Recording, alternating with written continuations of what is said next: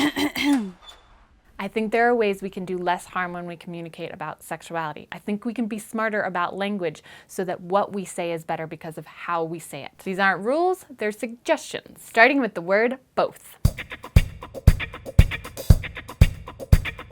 For example, we say, when getting ready for sex, both people should wash their hands. But unless you know you're speaking to a monogamous couple, both ostracizes non-monogamous people from the conversation. The same goes for phrases like both ways, both men and women, both tops and bottoms. My suggestion, think outside the binary black and white. Avoid adjectives like both, neither, and either, and use adjectives like many, all, every. So it would be something like all genders experience some form of discrimination, or all sexes need STI protection.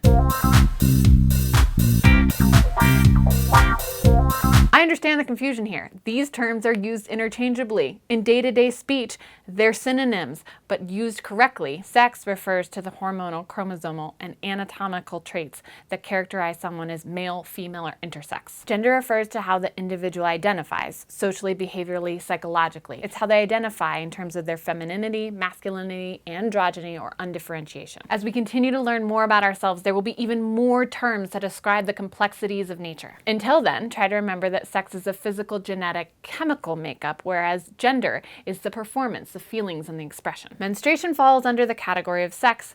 Carrying a purse with tampons in it, under gender. If you don't know how a person identifies, it's okay to ask, and it's really easy to start with a "hi, my name is," and then wait for the name and exchange.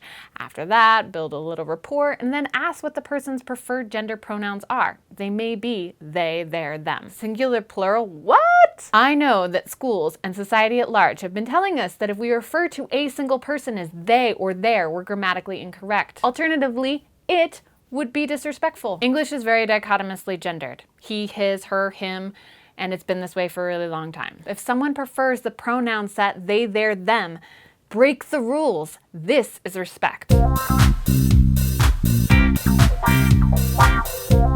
This one is hard for me. I enjoy swearing. It's like a jolt of power, and I appreciate a sharp insult when it makes its point.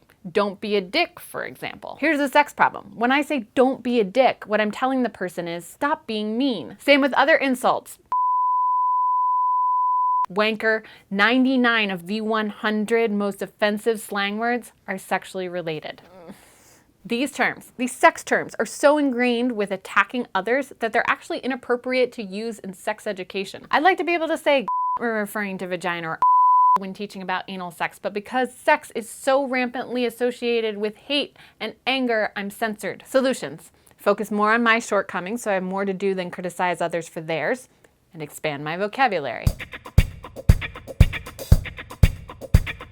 Lindsey, there are people who can't, won't, or haven't had sex. There are people who are angry about it. Sexual information can be a trigger. Some people can't see or hear you. Some people are differently abled. They need chairs, slings, caregivers. There are people who have perpetrated and people who have been hurt everywhere. This is where I need to be aware of my erotocentricity. My sexuality is not necessarily the sexuality. So when I'm figuring out how to talk, this is where I'm working the hardest to be better. Just because there are sexual majorities doesn't mean that the majority of your audience is sexual majorities. Communicate that way. I do. Non-verbally, I look at people respectfully. I move playfully.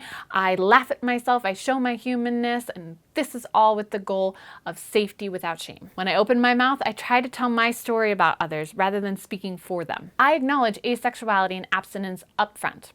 I include gay, bi, and poly characters in my scenarios. I don't talk about perpetrators as bad people, and I don't talk about victims as broken people. If I use sexual euphemisms, I go with something relatable, like doing it or playing, rather than making love or bumping uglies. I try to dodge verbs like see, hear, speak, watch, and replace them with more unifying ones like communicate, understand, learn. And I don't coddle. There's no that's too bad or I'm sorry, because for someone else the same experience could have been positive, and they don't deserve to be judged by my sorrow, okay?